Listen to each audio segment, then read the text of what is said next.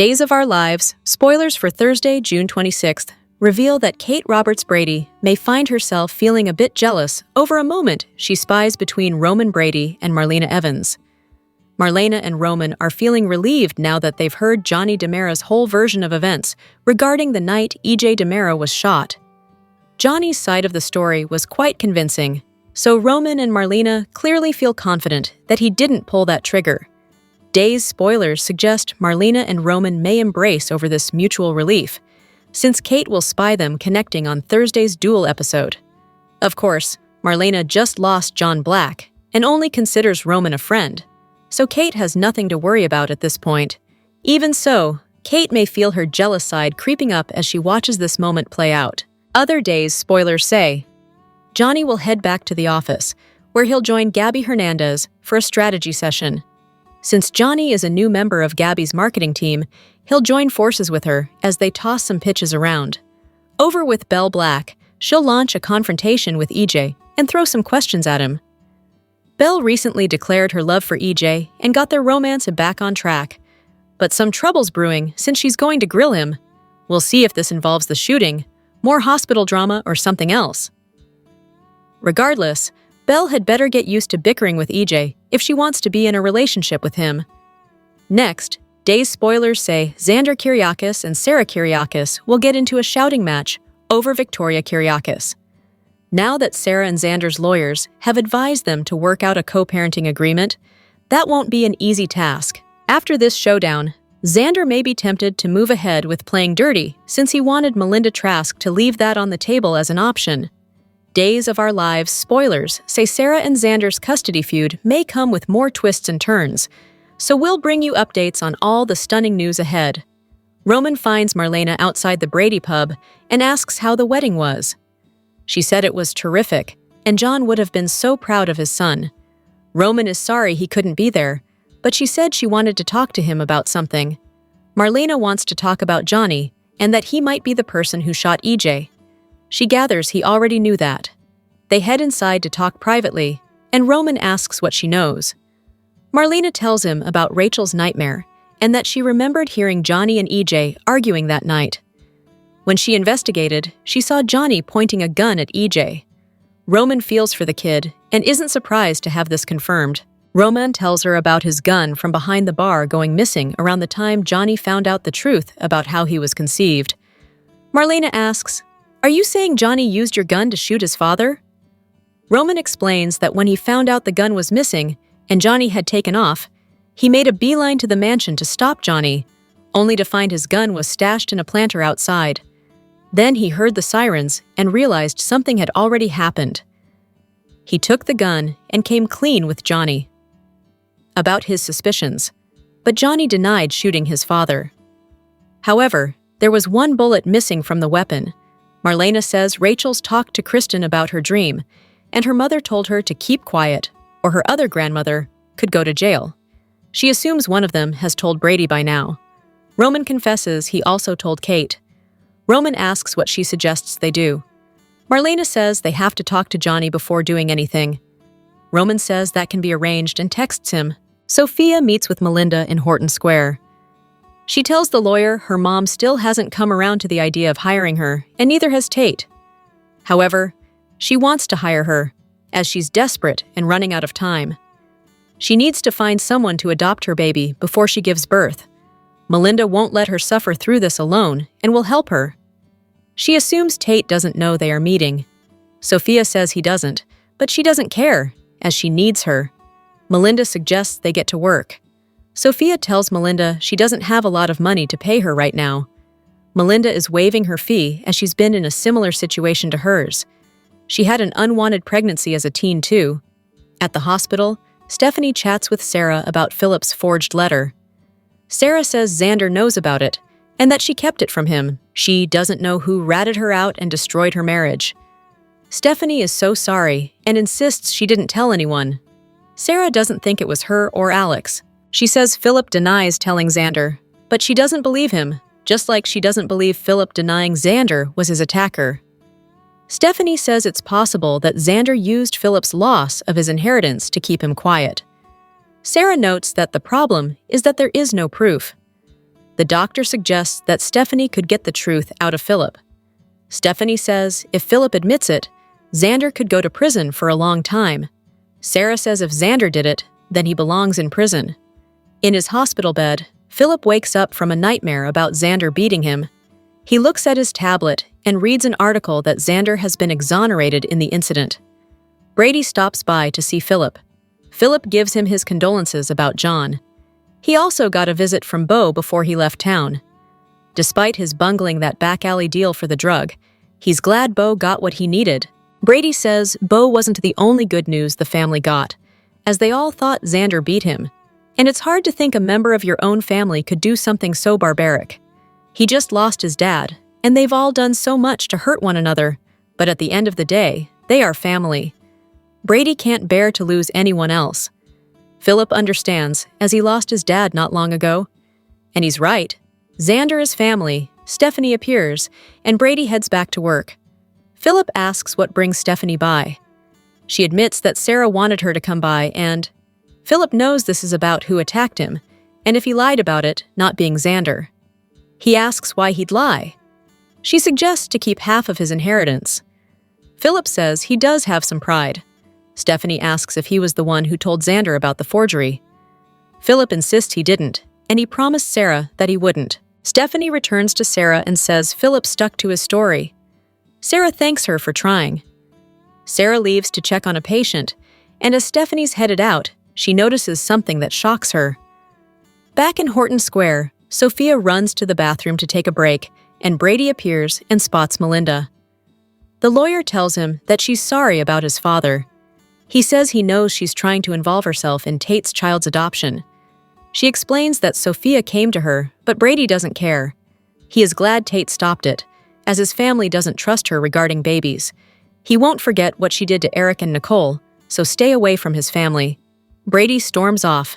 At Titan, Alex focuses on his tablet as Johnny comes into his office and rambles about the hours of training he's just gone through. Johnny tells Alex just to point him at a job and tell him what needs to be done. Alex informs him that, according to the latest numbers, they may not be able to point him in a direction at all. According to the recent stock report, Alex explains that Stefan DiMera is in trouble. Also, Xander sold many assets to try to buy University Hospital, only for EJ to purchase it, so the company is in a vulnerable spot. Johnny asks if he's saying this company could go under. Xander appears and states, "Like hell, it will be EJ DiMera going under. You can count on that." Xander believes he can get the first vote on the hospital ownership nullified because his false arrest influenced it. Alex is on board, and Johnny says if it's what's good for Titan, then he's in. Alex explains that he was considering putting Johnny on PR for Gabby Chic and giving him a spot on the publishing board where he could pump out some TV ads for them. Xander approves, but since when are they back in publishing? Alex says he's found a lucrative new opportunity for them. Johnny gets a text from Roman and asks to take an early lunch, and then he'll get started on the new projects. Johnny takes off, and Xander tells Alex that he appreciates his loyalty and trusts him. He considers Alex the hand of the king. Alex asks about Philip. Xander says he is family, so he'll be back, and they must clean up the colossal mess he made of the Versitex deal. This time, they'll keep him on a short leash. Stephanie meets Alex at the bistro for lunch, and she's in a mood. She says she was at the hospital where she found a copy of her manuscript at the front desk. According to a nurse she talked to, it made the rounds through the entire staff. She told him that she didn't want anyone to read it, and she was embarrassed by it, so how did this happen? Back in Salem Place, Xander thanks Melinda for taking a minute to see him. She says she only has a minute, as she's meeting with another client. He asks if she can get him full custody of his daughter. Melinda tells him that any decent judge will suggest that he and Sarah work out a co-parenting agreement, and that there is no way he'll get full custody. Xander thinks there has to be something outside the box she can do, a Melina Trask special. She asks if he's asking her to go outside the bounds of the law.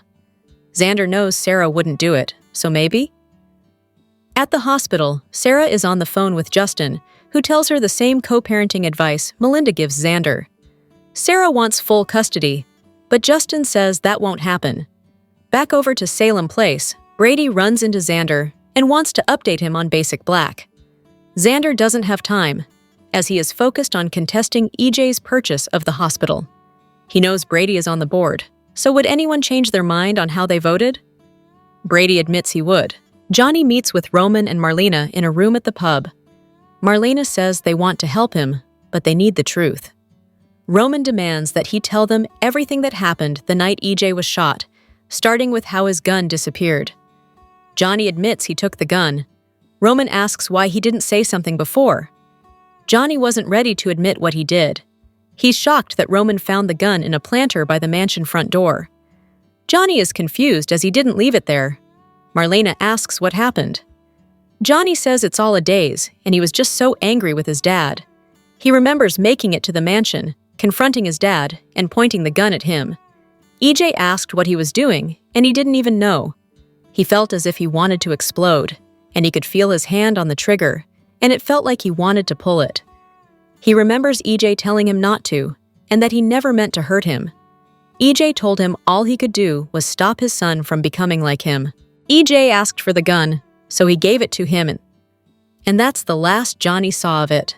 He breaks down that he feels horrible for wanting to shoot his father, and his grandparents comfort him. In the hospital, Philip takes a call from Vivian and says she's the reason he's in this bed, and he'll never forgive her. He tells her that she started all of this, and he's done with her forever and never wants to see or hear from her again. In Horton Square, Xander is shocked that Brady would support him if there were another vote. Brady says he would have his vote, and he'll see him around. Brady walks off, and Sarah appears and stares down Xander. Melinda tells Sophia that she can't help her, as Tate and his family won't stand for it. However, she'll try to find her another lawyer to work for her pro bono, and to call her if she needs anything else. At the bistro, Stephanie can't believe Alex gave her manuscript to Kate. Alex explains Kate must have left it behind by accident, and nobody knows who the author is, including Kate.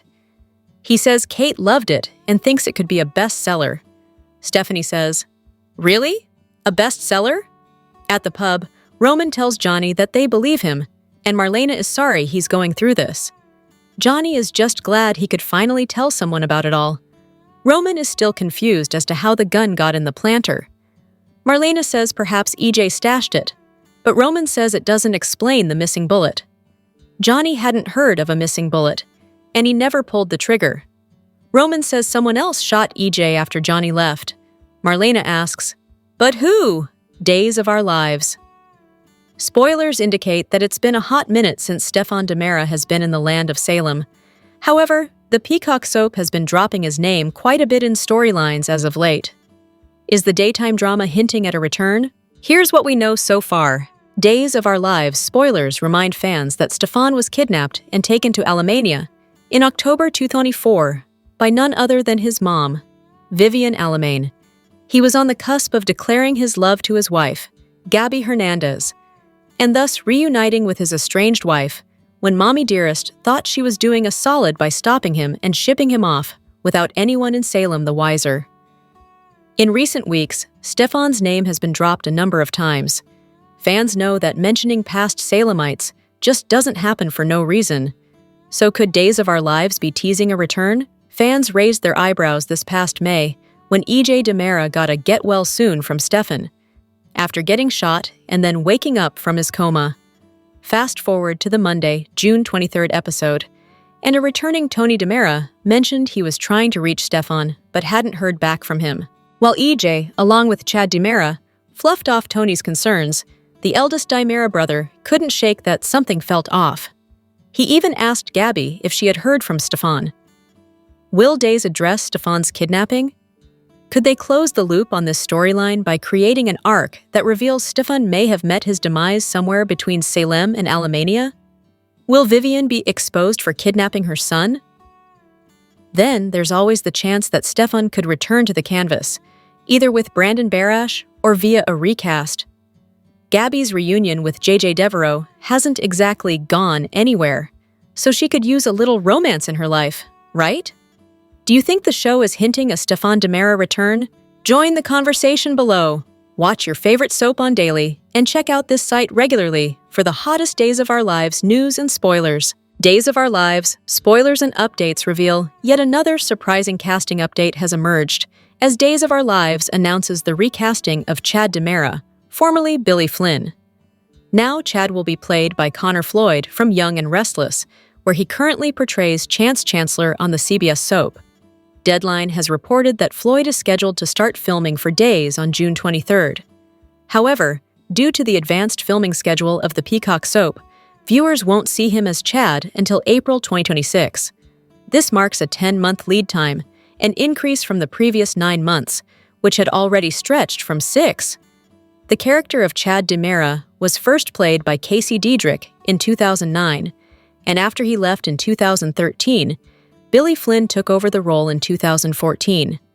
In March 2025, it was announced that Flynn would be leaving Days after 11 years. Flynn was to join the Young and the Restless as the new Kane Ashby, a role previously held by Daniel Goddard, who is now Professor Henry Dalton on General Hospital. When the news broke, there was no information on what Days planned for Chad's character. However, executive producer Ken Corday told TV Insider, "We support Billy as an actor and friend, and wish him nothing but continued success and happiness, personally and professionally. He will certainly be missed in Salem." Flynn shared his thoughts on the recast in an Instagram story, congratulating Floyd. "Chad is in great hands," he wrote. "You're gonna crush it, man." Floyd became part of the Y&R cast in November 2021, taking on the frequently recast role of Chance Chancellor. Prior to his daytime debut, he had roles in films such as A Kiss on Candy Cane Lane, Malicious Motives, Stolen in Her Sleep, and The Last Deal. Recently, Chance has not appeared much on Y&R, with his last scenes in April focused on assisting the Genoa City Police Department in rescuing 2 kidnapped women. Phyllis Summers and Sharon Newman had been kidnapped and imprisoned by a psychiatrist who was really a madman. Additionally, Allison Lanier's departure as Summer Newman in May left Chance without his on-screen love interest. Flynn made his debut as the new Kane on Y&R in the episode that aired on June 19th. During the week of the 23rd, he will share scenes with Floyd as Kane and Chance confront each other, marking Kane's reintroduction to the storyline. Currently, there is no news on whether Chance will be recast or simply removed from the show. However, by the end of the week of June 23rd, Phyllis and Sharon are reminded of their past traumas. Additionally, a mystery is hinted at, with rumors suggesting that Chance might be killed off, leading to the discovery of his body. Over on Days of Our Lives, Chad has been developing a closer relationship with Kat Green, played by Annalyn McCord, causing friction between Chad and his mother-in-law. This situation has been quite awkward since her character was initially introduced while pretending to be his deceased wife, Abigail DiMera. Although Flynn's departure appeared to put an end to that storyline, the recasting of Chad's character allows it to proceed. What are your thoughts on this unexpected switcheroo? Much has been made on social media recently of Flynn's and Floyd's resemblance to one another. YR fans, do you like Flynn as Kane? And Duel fans, do you think Floyd is a good choice to replace him? Days of Our Lives, spoilers for Thursday, June 26th, give Kate one more mystery to deal with, as she wonders why her husband is spending so much time with his ex-wife, the grieving widow. An unsuspicious person, Kate is not. Rachel spilled the beans to Marlena about seeing Johnny shoot EJ. Marlena went straight to Roman with the news, bypassing their daughter, Sammy, Johnny's mother, completely. Because, well, no situation has ever been made better by involving Sammy. Now, they've got their heads together, wondering what to do next. But those aren't the body parts Kate is worried about. She's always been a smidge jealous about Marlena and Roman's connection, and not to mention that John, the love of Marlena's life, has passed away. And while the older generation is agonizing, Marlena's daughter, Belle, is confronting that very same EJ about their relationship. She's admitted she loves him. He's admitted he loves her. Everything should be great. But then there's the matter of her nephew, his son, and Rachel's secret. Philip claimed Xander was most definitely not the person who beat him into a coma, not because he wants to protect Xander, but because he wants to protect himself. If he admits that Xander knocked him out, he'll have to confess why, and that will cost him his inheritance. But Sarah knows her husband is guilty, and she intends to punish him, even if the courts won't, which means keeping him from Victoria. Xander isn't keen on playing along. Got a sizzling fan theory? Email amber@soaphub.com. Yours could be our next hot topic. Days of Our Lives. Jack Deveraux has always had something of a disregard for people's expectations. He started off as a villain, but the love of Jennifer helped turn him into one of the good guys, but his rebellious attitude remained intact. Matthew Ashford has been bringing life and evolution to Jack since 1987. He's been in and out of Salem over the last few years, most recently returning for John's funeral. Ashford took some time to talk about where he would like to see Jack go from here. Ashford explained to Soap Opera Digest that there's a lot of stuff Jack could do. He stated that he'd like to play Jack on a more recurring basis and had some thoughts about where he would fit in. In the last few years, Jack and Jennifer have been focusing on the newspapers they own, including The Spectator, which they recently reacquired from Xander. "I'd be happy to reignite some of the old days' craziness at The Spectator," he remarked. The actor also noted that the show is chock full of new, younger performers. He further stated that the show needs to figure out what direction to take these young people's stories in, and it would be a great opportunity for Jack to get involved. From 1988 to 93, Wayne Heffley played the newspaper's editor, Vern, who was Jack's former mentor and go-to guy. Ashford referenced Jack's old friend when trying to justify what Jack could be doing, stating, "Vern got to do a lot of crazy things, and I could do the same things." And since Jack and Jennifer own more than one paper, Ashford explained that Reeves wouldn't have to return to the show full-time with him. Recently, Jack had a pleasant conversation with Leo, someone he used to despise. But Ashford noted that he was starting to warm up to the former schemer and felt it was a good example of what Jack could do moving forward. "I've thought it would be great for Jack to come back and be a mentor to some of the young people, the same way that Vern was a mentor to Jack." As Pride Month comes to an end, let's take a look back at daytime's front-burner LGBTQ+ characters and see which soap came out on top. Smitty and Martin have been a popular couple amongst Beyond the Gates fans, but their story has never been perfect. The husbands have struggled from the start, with Martin's determination to keep Smitty from going back to work as an investigative reporter. But this month, all his investigating is leading him to discover his husband's buried secret. From their budding romance to their memorable marriage, Mariah and Tessa have been a young and the restless super couple for years. But lately, the couple has been anything but super. With Mariah's secret just itching to come out, it's put a noticeable strain on their marriage, especially if this secret involves the nefarious Ian. With Christina single and ready to cause more chaos, and Aiden off on a European adventure with his dad, Lucas and Marco are taking the reins as Port Charles' latest gay couple on General Hospital. In June, they shared with each other the significance of their coming outs, from Lucas's accepting mobster father to Marco's not-so-accepting momager mother. The soap that absolutely slayed Pride Month was Days of Our Lives. Not only did we see some sweet moments between Leo and Javi and the return of a history-making Salemite, Will, but we were also gifted the beautiful Salem wedding for Paul and Andrew. Eric noted he was honored to officiate a same-sex marriage after his past as a Catholic priest, and several Salemites past and present joined the couple to celebrate their love. It's actor swapping on Days of Our Lives and The Young and the Restless. Just days after Billy Flynn made his Y&R debut, news broke that Connor Floyd will be joining the Peacock soap. With Floyd taking over his former role, Flynn shared his reaction to the news. Floyd was cast as the new Stefan DiMera on Days and sent shockwaves across the soap community. The actor, who plays Chance on Y&R, has already started filming on the Peacock soap opera. Floyd's new gig comes just as former Days actor Flynn made his long-awaited debut as the new Kane Ashby on Y&R. Before joining the CBS soap opera, Flynn played Chad on Days. The actor took over the role, Boyle, from Casey Diedrich in 2014, and quickly became a fan favorite. After 10 years, Flynn decided it was time to leave and explore other options. Shortly after announcing his departure in March, Flynn joined the Y&R cast. With the news that his Days role is being recast with his YNR co-star, Flynn is speaking out. On his Instagram story, the actor posted a screenshot of the Deadline article announcing Floyd's Days role. "Congrats, Connor Floyd. Chad is in great hands. You're gonna crush it, man," Flynn captioned the post. Sigh. Here we are, still not knowing who shot EJ. In the Wednesday, June 25th episode of Days of Our Lives, Johnny finally told his story.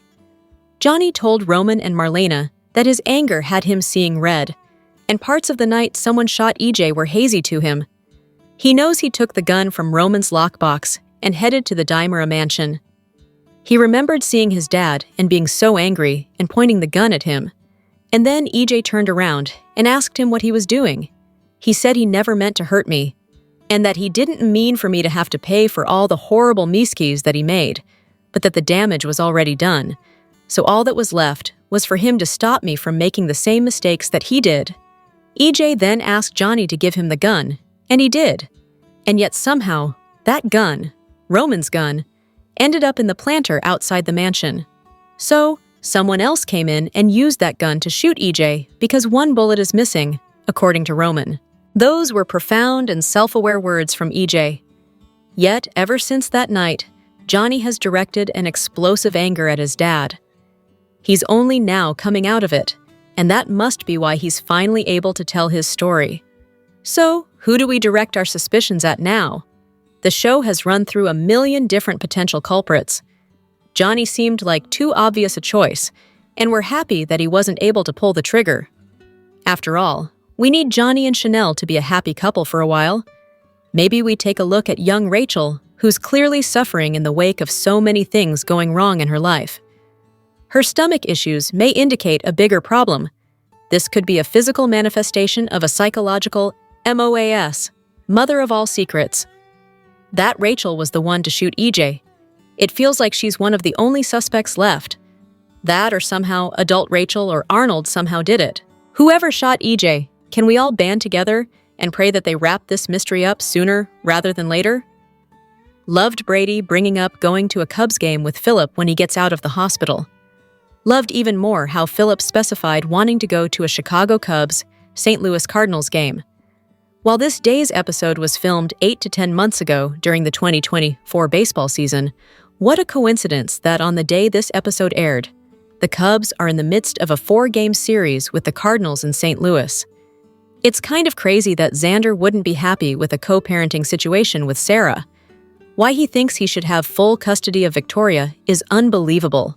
Does he equate Sarah lying to him with everything that he's done? Please do not let this be a Brady-Kristen situation where the judge didn't take any of Kristen's past crimes into consideration, and she got full custody of Rachel.